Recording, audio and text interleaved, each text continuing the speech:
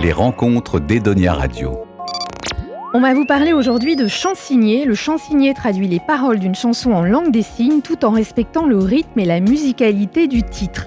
Avec nous, Elodia et RMC, bonjour. Bonjour. Vous avez créé Blueprint Productions qui propose donc d'accompagner les concerts ou d'autres événements en chansigné.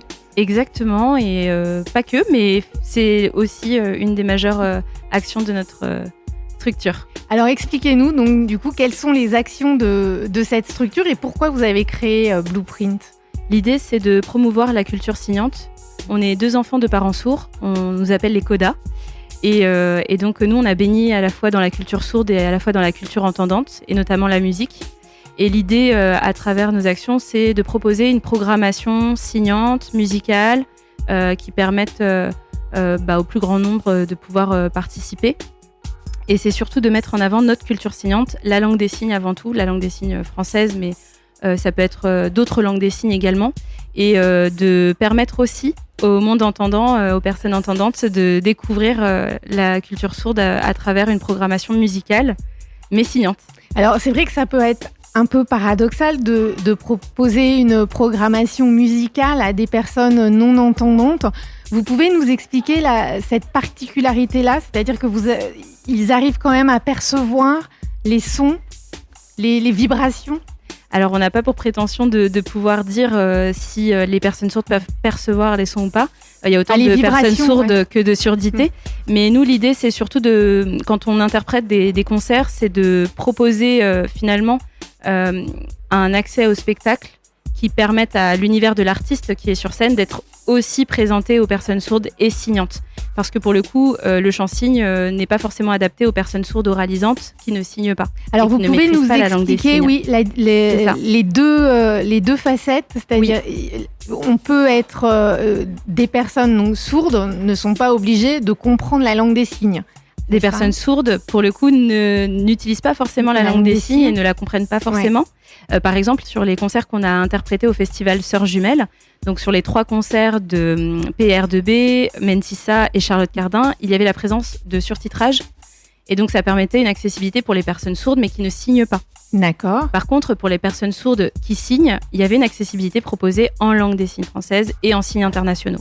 Alors, votre particularité du chansigné, c'est que vous n'allez pas que signer les paroles, mais vous allez intégrer toute la musicalité en fait de l'artiste, du titre. C'est ça exactement. En fait, on fait un gros travail en amont pour vraiment saisir l'univers de l'artiste. On s'imprègne de son identité musicale, mais aussi de sa manière de s'exprimer, de sa manière de bouger sur scène. On regarde énormément de live, d'interviews de ces différents artistes qu'on interprète. Et c'est un gros travail de traduction artistique en amont. Donc on traduit d'abord les textes, on fait une adaptation artistique et ensuite on les performe sur scène. Donc on n'arrive pas comme ça parachuté sur un set. Il y a vraiment normalement plusieurs mois de travail parfois. Mais là, en l'occurrence, sur ce festival-là précisément, on a eu 2 semaines. 2 semaines 3 concerts. Parce que en fait, vous êtes des artistes au même titre que le chanteur. Alors pour le coup, on a... Merci, oui. Merci de le dire comme ça, c'est très important. Vous n'êtes pas des traducteurs. Je vais prendre un exemple. On est habitué, avec la langue des signes, par exemple, à voir les journaux télévisés qui sont signés. Donc là, voilà, ça, on est habitué depuis toujours. Par contre, un concert, c'est vrai que ça paraît fou. J'allais dire ça paraît fou. Mais comment vous arrivez à traduire? Il n'y a que des artistes pour traduire l'univers d'un artiste. C'est pas la même chose que de traduire un JT, quoi. Là où vous avez un point, et je vous remercie de dire que les chansigneurs sont des artistes, c'est que dans ce travail-là sur scène, il y a forcément une part d'artistique, il y a forcément une part d'interprétation personnelle et il y a forcément une part de feeling en plus. On n'est pas sur l'interprétation littérale comme on peut le retrouver à la télé, comme vous le dites, parce qu'il y a une part de musicalité qui doit rentrer dans l'interprétation, mais il y a aussi quelque part une appétence pour la scène qui doit être là. Parce que sinon, ça ne passe pas. On ne signe pas sur une scène comme on signe au quotidien dans un salon. Et c'est un peu comme l'adage le dit, c'est pas parce qu'on parle qu'on sait chanter. Donc c'est pas parce qu'on signe qu'on sait chansigner. Oui, c'est la même chose. Donc l'important quand même chez nous, en tout cas dans notre structure, c'est de confier la partie du chansigne à des interprètes qui sont à minima diplômés, qui ont des compétences en traduction, des maîtrises dans les 2 langues, en langue française et en langue des signes, et qui soient dans une autonomie sur scène. Voilà, nous, c'est notre philosophie. Aujourd'hui, il peut y avoir des structures qui, par exemple, peuvent faire des traductions avant et les donner à des interprètes pour qu'ils aillent sur scène avec des traductions qui ont été faites par d'autres gens. Nous, c'est pas le cas. Nous, on prône l'autonomie, le fait de travailler et si possible en connexion avec l'artiste pour être l'artiste. En fait, les chansonniers, quand ils sont sur scène, ils ne sont pas eux. Ils sont le prolongement de l'artiste qui joue sur scène. Et nous, on est au service de l'artiste sur scène. Mais oui, par contre, dans le traitement qu'on doit avoir, on doit être traité comme des artistes sur scène, sinon on nous oublie. Et à partir du moment où les équipes techniques sur les festivals comprennent qu'on est des artistes comme on pourrait être des choristes ou un musicien, et ben en fait, on est traité comme des artistes et d'un coup, tout est plus simple. On va penser à nos besoins techniques, à nos ears, nos retours, la lumière sur nous, des choses comme ça qui sont très importantes en langue des signes, vous vous en doutez. Nous, si on nous coupe la lumière, c'est comme si on coupait le micro au chanteur. Et quand on est traité comme des artistes, en général, ça va mieux. Et c'est rare qu'on utilise ce mot-là, donc je vous remercie.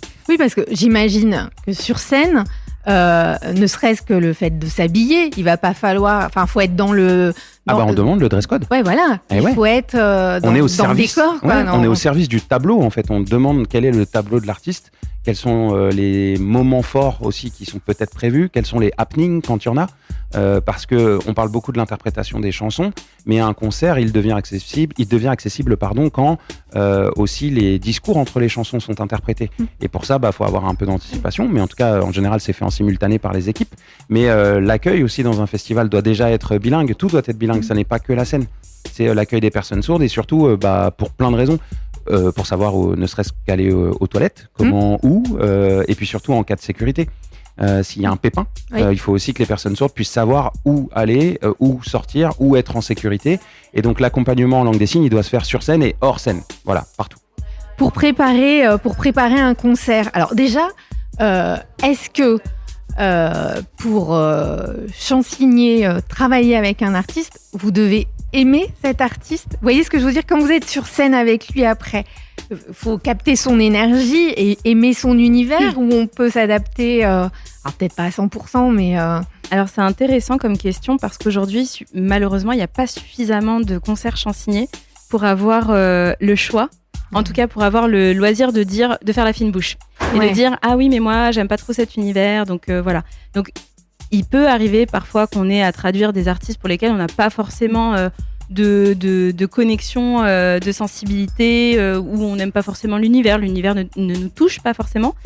Par contre, quand on nous passe des commandes, et que ces commandes, ce sont des multiplateaux, par exemple, ça peut arriver sur des multiplateaux.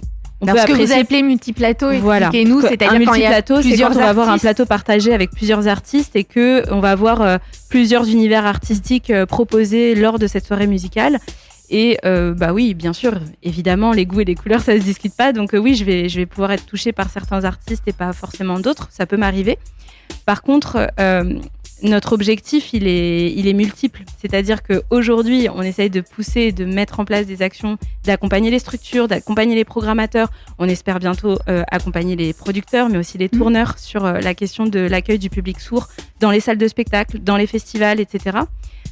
Et donc, on le fera autant que possible avec, bien sûr, un cadre et un protocole d'intervention qui est très précis pour respecter aussi la communauté sourde. Et de faire en sorte que ça se popularise, mais de la bonne manière, avec les bons procédés. Et peut-être que plus tard, on aura plus le loisir de dire « Ah bah tiens, là j'ai vraiment une connexion avec cette artiste, j'ai envie de la travailler, j'ai envie de travailler avec elle, etc. » Mais ça nous est déjà arrivé de travailler sur des formes qui nous plaisaient moins, c'était challengeant aussi. Ça nous a permis d'augmenter, d'acquérir aussi de nouvelles techniques. Parce que dans tout ce qui relève des techniques de traduction, quand on travaille sur quelque chose qu'on aime un peu moins ou qu'on a un peu plus de difficultés à comprendre parce qu'on interprète du sens, il faut savoir aussi que les langues n'étant pas symétriques, on interprète du sens, c'est pas du mot pour signe. Donc l'adaptation, des fois, elle peut être un peu plus longue et difficile. Et ça nous permet toujours d'engranger une expérience qui va nous enrichir quoi qu'il en soit. Alors pour travailler sur un concert, vous faites comment? Vous travaillez avec l'artiste après quand même, ou vous assistez, enfin vous faites une répétition avec? Alors c'est dans l'idéal. Dans l'idéal. Je sais que sur les festivals c'est toujours compliqué parce que tout le monde arrive au dernier moment. Oui. Voilà, mais dans l'idéal. Dans l'idéal, j'en sais rien moi, quelqu'un qui fait Bercy ou le Zénith ou l'Olympia. Dans l'idéal, c'est d'avoir un contact avec l'équipe artistique dès lors que la commande est faite. Parce que travailler la connexion, comprendre comment l'artiste travaille sur scène, quelles sont ses priorités aussi, quel est son investissement sur le tableau, sur la scénographie qu'elle souhaite rendre au public, etc. C'est des choses qui sont super importantes pour nous parce que c'est des choses qu'on doit ressentir aussi quand on performe. Et donc on a besoin de plusieurs semaines de traduction pour vraiment avoir le temps de se poser sur les textes, sur la compréhension aussi des versions qui vont être proposées, parce que parfois il arrive qu'on travaille sur des versions radio, mais que finalement sur scène on ait des versions live qui soient très éloignées. Oui, ce qui est souvent le cas en plus, ou sur les vieux titres où ils sont réorchestrés. Exactement, exactement. Là par exemple sur Charlotte Cardin, elle fait une reprise de Désirless, Voyage Voyage. Et là, on a quelque chose qui est quand même assez éloigné de celle des années 80 qu'on connaît peut-être toutes et tous, mais et une interprétation aussi bien singulière qui est la sienne. Donc forcément, en plus, elle n'existe pas sur les radios, sur les plateformes de streaming, pardon. Mais là, ça veut dire que vous avez fait ça. Alors là, je précise, on se rencontre lors du festival Sœurs Jumelles à Rochefort. Charlotte Cardin était en concert tout à fait. Hier. Vous êtes en train de me dire que vous avez dû improviser? Alors non, on n'a pas improvisé, bien quand sûr. Je veux dire improviser, mais que vous n'avez pas forcément eu le temps de répéter, d'autant plus de vous approprier ce titre. Exactement, on s'adapte. En plus, il faut savoir que la commande de cette chanson, elle est passée dans les 24 heures avant le concert. Oui, donc tout à l'heure, je disais qu'il fallait parfois plusieurs semaines pour préparer un seul concert en entier. Et donc cette commande, elle est arrivée dans les 24 heures. J'ai passé quelques heures à regarder un peu les lives qu'elle proposait, parce que c'est une reprise qu'elle proposait beaucoup sur scène déjà. Et il y avait 2-3 versions. J'ai trouvé 2-3 versions live. Donc j'ai travaillé sur les 3 et je me suis dit on verra bien sur scène, comme ça au moins je serai prête et je pourrai voir en fonction de ce qu'elle proposça. Non mais c'est impressionnant, hein. Mais dans l'idéal c'est travailler avant, forcément, avec les artistes. Bien, mais c'est parce que ça nous permet aussi de nous fondre dans le décor. En fait, plus on est à l'écart, plus on est là dans un aspect, dans une visée d'accessibilité, plus c'est difficile pour nous en termes d'appréhension de l'intervention. Mais plus c'est aussi dissocier la partie public sourd et public entendant. Alors que quand on travaille avec les artistes, l'avantage, c'est qu'on se fond dans le décor et on fait partie au même titre que le batteur, que le pianiste, que n'importe quel choriste. Et donc on est dans un tableau global et on sort pas de l'image, quoi. Quel accueil vous avez des artistes? Ils sont pour, j'imagine qu'ils sont pour et ça va se développer. Depuis quand ça existe? Par exemple, Blueprint, ça existe depuis combien de temps? Je vais laisser le manager s'exprimer sur la question. Vous existez depuis combien de temps? Votre société, elle existe depuis combien de temps? Alors nous, en réalité, on a officié sous plusieurs étiquettes. Mais en matière de proposition, ce qu'on fait, on le fait depuis déjà 2019. D'accord. On l'a juste fait avec plusieurs équipes, plusieurs structures. Mais on le fait depuis longtemps. Et pour répondre à la question, les artistes en général sont au courant très tard qu'il va y avoir du chant-signe. Et les artistes, parce que souvent les équipes sont au courant, mais pas les artistes. Et non, souvent, mais ça, c'est fou. Je vous coupe, mais parce que quelque part, c'est aberrant. Alors, honnêtement, le problème... C'est le système qui est comme ça. En fait, il y a tout un système qui est comme ça. Et parfois aussi, sur certains artistes qui peuvent être en tournée assez intense, ils n'ont pas les espaces pour réellement discuter de la différence entre le festival A, le festival B et le festival C.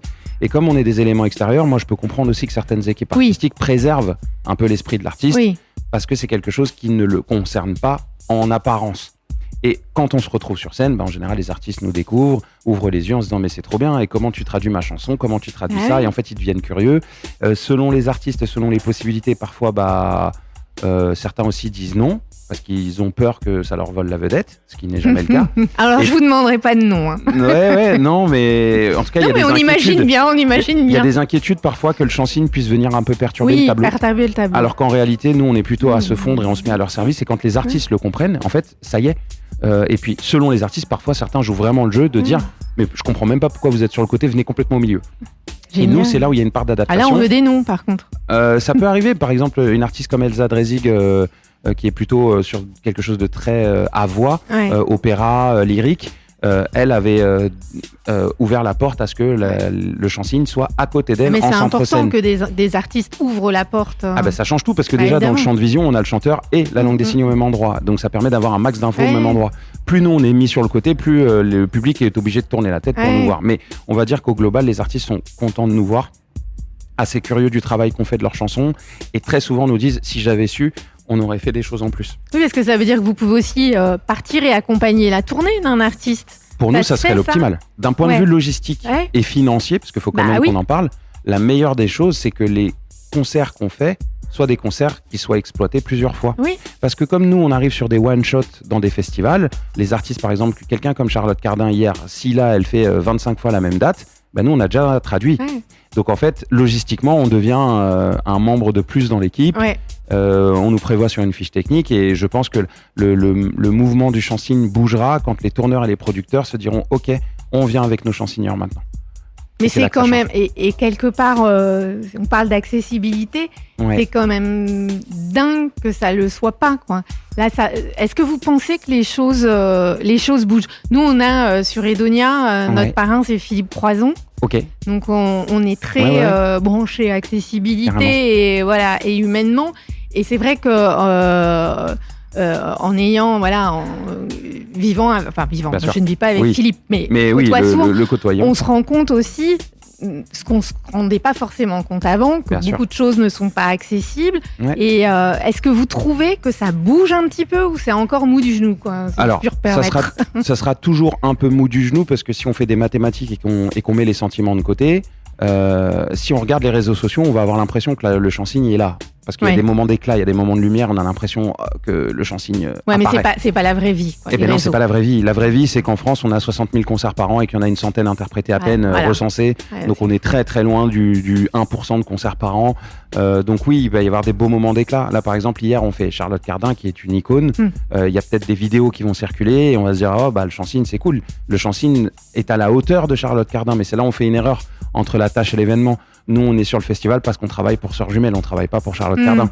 Et c'est pas du tout la même chose. Mais dans la perspective du public, il pourrait se dire, bah, le chant-cygne, t'as vu, c'est jusqu'à Charlotte Cardin. Non, non, on travaille pour Sœurs Jumelles là. Et nous, de l'intérieur, ce qu'on peut dire, c'est qu'en tout cas, je suis pas sûr que ça avance très vite. Je vais quand même dire que ça avance parce que je vois des choses aujourd'hui que je voyais pas quand j'étais petit. Mais Oui, voilà, hormis c'est ça, ce que j'allais vous dire, quand vous avez grandi tous les deux avec mes des parents non-entendants, ouais. vous avez dû, je sais pas quel âge vous avez, mais j'imagine la trentaine. Bah là, mes parents approchent, Voilà. enfin, ils ont plutôt autour de 70 ans. Non, je parlais de vous. Oui, mais pour Oui, comparer, oui, eux, oui, ils ont oui. à peu près 70 ans. Les premiers concerts qu'ils ont vécus avec de la langue des signes sont ceux qu'on a fait nous. Donc Ouais. ça veut dire que c'est déjà autour Ouais. de leurs 60 ans. Ouais. C'est-à-dire que pendant 60 ans, ils sont allés à des événements parce qu'ils adorent la musique, mais le côté langue des signes sur scène, c'est 60 ans avant de le voir de leurs propres yeux. Donc évidemment, c'est tout récent. Ouais. Et en plus de ça, pour en revenir à cette partie financière, vraiment, ça coûte plus cher de nous appeler sur des one-shots qui Ah oui, bah, disparaissent. c'est sûr. Faut qu'on travaille autrement. En tout cas, le jour où ça changera, c'est le jour où les artistes nous emmènent avec eux en tournée et qu'on devient une norme. Parce Oui, que c'est ça, si c'est eux, le ils jour où nous on se emmènent, posera pas la question. bah oui, et puis si eux nous emmènent, on n'est même plus une négociation pour le festival parce qu'on est là. Et donc tous les festivals où ils vont aller vont nous voir, le public nous voit. Et donc à quand le grand artiste qui nous appelle? Voilà. Hein. Et en plus, j'imagine que s'il y en a un qui le fait, Ah bah c'est les autres vont s'y mettre. la propagation, C'est- l'effet non, mais- papillon, on y Oui. va quoi. Elodia. Il y a des artistes qui le font quand même à l'international. On a Coldplay, Ah oui il me semble Ah ouais, qu'ils génial. demandent en tout Ouais. cas à ce qu'il y ait des interprètes à tous leurs concerts. Alors c'est pas des interprètes qui les suivent sur leur tournée, mais dans toutes les salles où ils jouent, ils ont imposé cette présence de la langue des signes et ils en ont aussi dans leur tableau scénique. C'est-à-dire qu'à un moment donné, il me semble qu'ils ont fait appel quand même à des performeurs pour interpréter certaines de leurs chansons.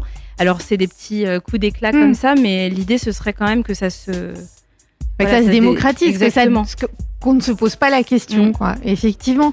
Et Blueprint, vous travaillez sur d'autres sujets que les concerts? On fait beaucoup d'accompagnement réellement aux structures, c'est-à-dire que l'idée, oui, bien évidemment, il y a la finalité scénique, mais pas que. On travaille avec des organisateurs, des programmateurs, des structures qui aimeraient plus recevoir du public sourd, mais qui n'ont pas forcément les clés. Nous, l'avantage qu'on a, c'est que notre identité signante fait qu'on connaît bien les rouages de la communauté, on connaît comment ça fonctionne, on sait réseauter, on sait communiquer sur les événements. Souvent, ce qu'on nous dit, c'est bah oui, mais nous, on a toute une programmation et puis il n'y a jamais personne. Il y a une personne sourde de temps à autre tous les 5 ans. Donc, on a l'impression qu'on jette un petit peu l'argent par les fenêtres. Et donc, du coup, on a moins envie de mettre en place des choses accessibles. Et c'est là où on dit, bah oui, mais c'est juste que vous n'avez pas travaillé avec les bonnes personnes. Parce que c'est un défaut de croire qu'on peut tout faire soi-même quand on ne maîtrise pas du tout les codes culturels en réalité. Et donc, on fait de l'accompagnement, beaucoup. Donc, on accompagne les structures, on leur propose d'abord de créer le pont entre la communauté sourde et eux, et elles. Et puis, une fois que le pont est bien installé, que le tissu entre la communauté sourde locale et ces structures est bien mis en place, bien cousu, et dans ce cas-là, après, on peut commencer à passer la main et puis les gens après se débrouillent et, ils savent exactement qui solliciter, quel professionnel sourd, quel professionnel signant et donc on arrive à faire des choses plutôt pas mal quand ça se passe bien comme ça.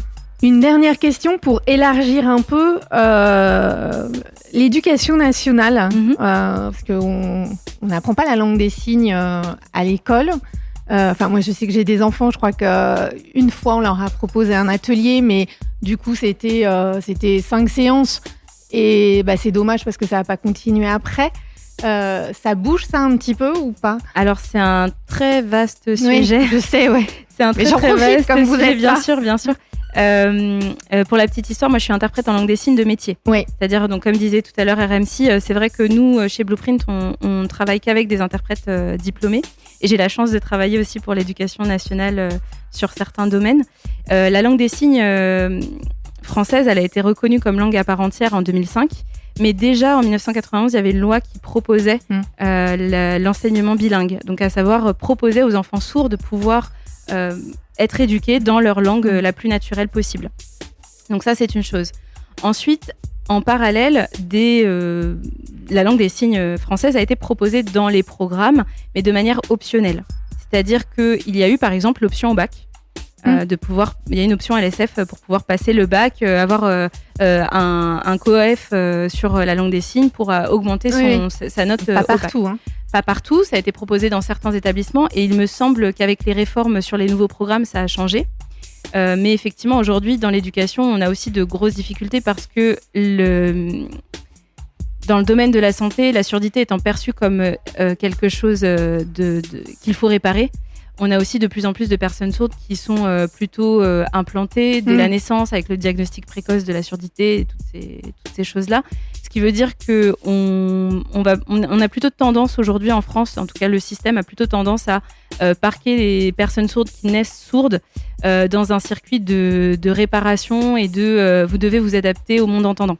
Donc on va plutôt passer sur des prothèses auditives, sur de la rééducation orthophonique pour oraliser et avec tout ce qui relève de l'école inclusive actuellement et qui a aussi énormément de travers, on va plutôt parquer les enfants sourds dans des écoles ordinaires avec des adaptations et des aménagements qui ne sont pas forcément les plus efficaces possibles. Et donc, c'est au détriment de la langue des signes. Aujourd'hui, ce n'est pas un sujet, c'est-à-dire que ce n'est clairement pas une priorité. Alors, on a quelques irréductibles qui restent quand même présents en France. On a des classes, ce qu'on appelle des PEJS. Donc, c'est des pôles d'éducation pour les jeunes sourds qui existent encore ici et là. Mais il y en a très, très, très peu, malheureusement. Et nous, on le voit parce que nos parents ont vécu, sont nés dans les années 50-60. Ouais. Donc, ils ont eu la chance d'aller dans des écoles entièrement sourdes, à savoir avec une population signante où les cours étaient donnés en langue des signes, etc. Aujourd'hui, moi qui suis interprète, j'en vois très, très peu des écoles comme celle-là. C'est beaucoup d'intégration et d'inclusion dans les écoles entendantes. Et c'est un petit peu dommage, on a un peu peur pour notre culture, très honnêtement. Oui, c'est ça, c'est que c'est très ambivalent, ça, parce qu'on pourrait penser que c'est une avancée, l'école inclusive, mais d'un autre côté, ce que vous êtes en train de dire, c'est que ça va être à l'enfant sourd de s'adapter aux enfants entendants, et on n'apprend pas aux enfants entendants à éventuellement communiquer, faire le chemin inverse, quoi. Exactement. Ouais. C'est bien résumé. Oui, tout à fait. Oui. Ouais, non, et la difficulté qu'on a, c'est qu'on n'a pas encore le recul sur ce que ça va provoquer plus tard. À savoir qu'aujourd'hui, on a quand même des familles sourdes, parce qu'il y a aussi des familles sourdes de plusieurs générations qui elles-mêmes ont eu la chance d'être dans des écoles complètement signantes, etc.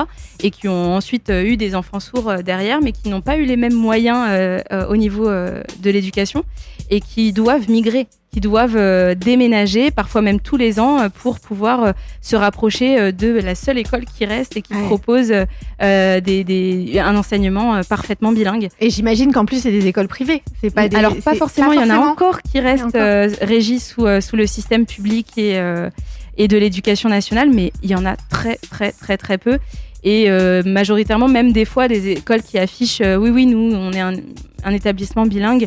Finalement, on se rend compte qu'il y a beaucoup de professionnels entendants qui maîtrisent la langue des signes peu ou pas. Et finalement, c'est en termes d'accès aussi, parce que le langage, ça fait partie du développement cognitif. C'est relié et c'est nécessaire. Donc, on a de plus en plus d'enfants sourds, par exemple, qui vont avoir accès à l'expression très tardivement, donc avec un développement cognitif qui a un peu plus de retard et pour lesquels parfois il va y avoir des conséquences assez difficiles à rattraper à l'âge adulte.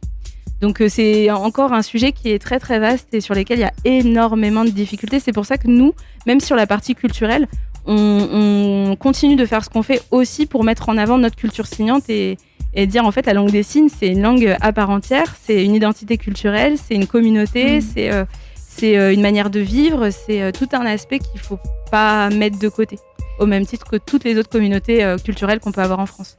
Et dernière question, vous signez également des spectacles pour enfants ? Alors moi, ça m'est déjà arrivé dans le cadre de mon travail. Oui, ça m'arrive de temps à autre, mais plutôt pas dans les grandes structures, plutôt dans les spectacles de fin d'année, dans les écoles dans lesquelles j'interviens en tant qu'interprète, etc. Ça peut arriver, ou alors les interventions spectacles de Noël, ce genre de choses. Oui. Ouais. Eh bien, écoutez, merci. Donc, on peut peut-être citer Blueprint. Et j'imagine qu'on peut vous retrouver sur vos réseaux sociaux qui sont... C'est Blueprint, Blueprint-EXE. Écoutez, Elodia et RMC, merci. Et puis, on suit vos activités et surtout, on les soutient. Donc, donnez-nous toutes vos dates et on les publiera sur Edonia. Merci. Edonia Radio.